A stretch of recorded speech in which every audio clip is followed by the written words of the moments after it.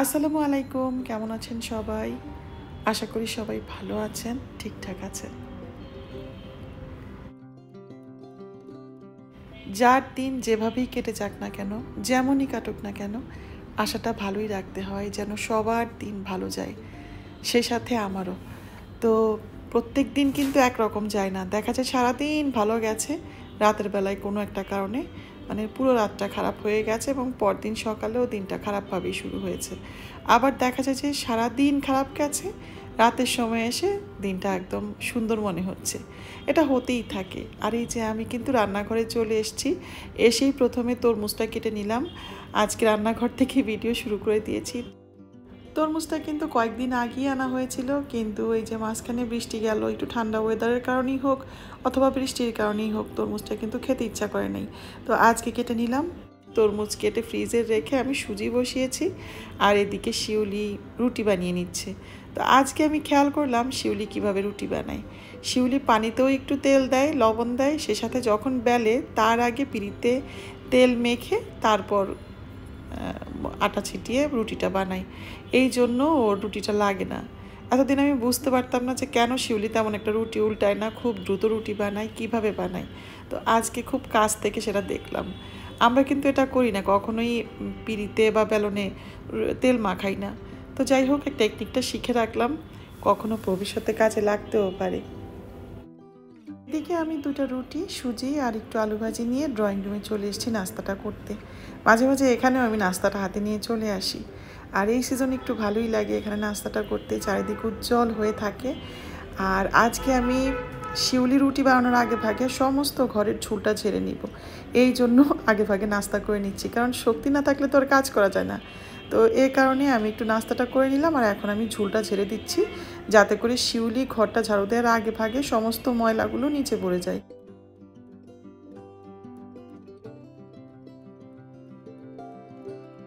এটা দিয়ে ঝুল ঝাড়লাম ঠিকই, কিন্তু একটু আরাম পেলাম না। এর চেয়ে আগে যেই ঝুল ঝাড়ু দিয়ে ঝুল ঝাড়তাম সেটাই বেশি ভালো ছিল। আর এদিকে শিউলিও ঘরটা ঝাড়ু দিয়ে ঘর মুছতে চলে এসছে। আমার একটা রিল ভিডিও দেখে বেশ কয়েকজন জানতে চেয়েছিল আমি কি দিয়ে ঘর মুছি, পানির সাথে কি মেশাই। আমি ঘর মোছার সময় পানির সাথে শুধু একটু লাইজল ইউজ করি, আর কিছুই না। এদিকে শিউলি ঘর মুছতে মুছতে রুটিগুলোও ঠান্ডা হয়ে গেছে, তো ভাবলাম রুটিগুলোকে বক্সে করে ফ্রিজে রেখে দেই, আর তারপর আমি টেবিলটা ভালোভাবে পরিষ্কার করে নিব। একজন মানুষের যদি 4 থেকে 5 জন হেল্পিং হ্যান্ড থাকে, কাজের লোক থাকে, তারপরেও তার ঘরটা পরিপাটি হবে না যতক্ষণ না সে নিজে কাজগুলো বুঝিয়ে দিচ্ছে বা কাজগুলো করিয়ে নিচ্ছে। নিজের ঘরটাকে যদি কেউ একটু গুছিয়ে পরিপাটি রাখতে চায়, তাহলে কিন্তু দায়িত্ব নিয়ে তাকে কিছু কাজ করতেই হবে বা করিয়ে নিতে হবে। আর আমি নিজেই কি বলবো, আমিও কিন্তু সবসময় ঘরটাকে অত পরিপাটি করে রাখতে পারি না। এদিকে আমি কিচেনে এসে মাংসের মধ্যে ভালোভাবে মশলা মাখিয়ে দিলাম। আজকে কচুর নিচের অংশটা দিয়ে মাংসটা রান্না হবে।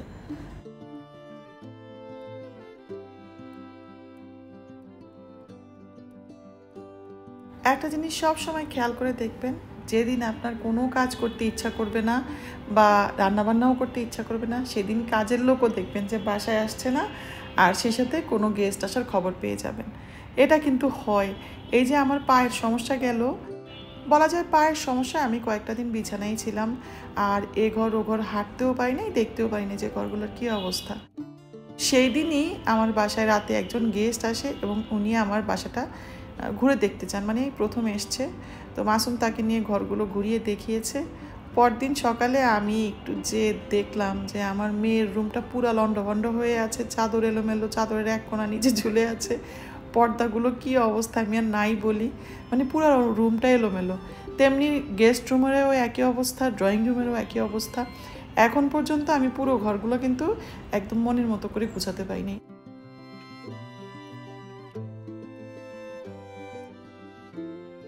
এদিকে আমি আমার ঘরের আর্টিফিশিয়াল ফ্লাওয়ারগুলো নিয়ে ফুলগুলো নিয়ে রোদে চলে এসেছি।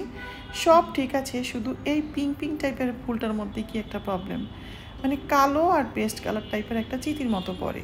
আমি কারণটা একদমই বুঝতে পারি না। কিছুদিন আগেও আমি একদম পরিষ্কার করে মুছে দিয়েছি, তারপরে আবার সেই একই। আজকেও দেখি যে কয়েকটা ছোপ টোপ লেগে আছে, কালো আর কেমন যেন পেস্ট কালার টাইপের।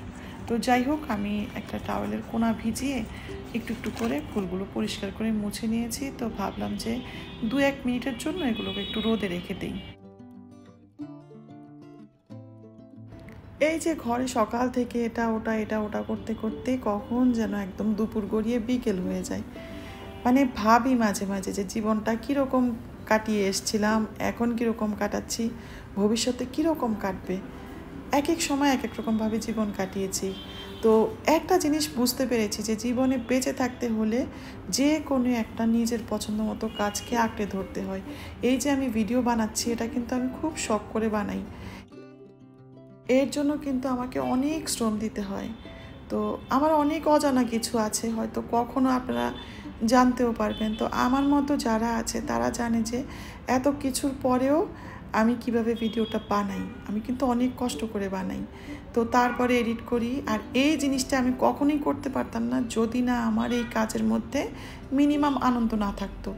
যে কোনো কাজে আনন্দ থাকলে সে কাজটা কিন্তু কোনো না কোনোভাবে করা হয়। আমার পরিচিত অনেকেই বলে যে এই যে আমি ঘরের মধ্যে থাকি, আমার কিভাবে মন টিকে, আমি কিভাবে দিনগুলো পার করি। তাদের তো চারিপাশে এত মানুষ, তারা বাইরে যায়, তারপরেও তাদের ভালো লাগে না, মন খারাপ লাগে। তো আমার কেমন লাগে? তাদেরকে আমি শুধু একটাই বলি যে আমার বাসায় এসে কিছুদিন থাকো, তাহলেই দেখতে পাবে যে আমি কিভাবে দিন কাটাই। এক একটা মানুষের জীবনের গল্প সম্পূর্ণই আলাদা, কারো সাথে কারোটা কিন্তু মিলবে না। হাজার মানুষ পাশে থাকলেও মানুষ কিন্তু একা। মনে মনে যদি কেউ একা থাকে তাহলে সে সবখানেই একা। তো বাইরে থেকে দেখে কোনো কিছুই বিচার করা যায় না। কাউকে দেখে তো মনে হয় আহারে কত সুখে আছে, কত ভালো আছে, কিন্তু ভেতরে উকি দিয়ে দেখলে বা ভেতরে ঢুকতে পারলে দেখা যায় যে সে কতটা দুঃখী।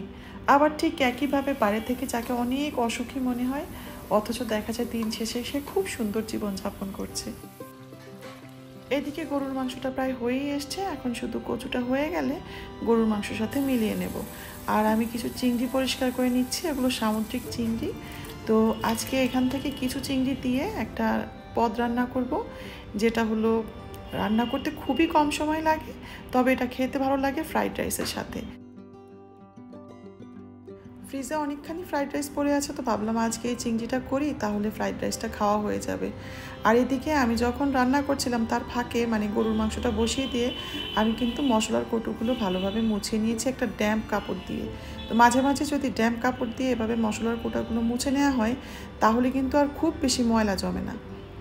এটা আসলে অভ্যাসের বিষয়। তো আমি এখানে তেলের মধ্যে এই যে মোটা মোটা করে পেঁয়াজ দিয়ে দিলাম, এখানে প্রায় 4-5টা পেঁয়াজ আছে।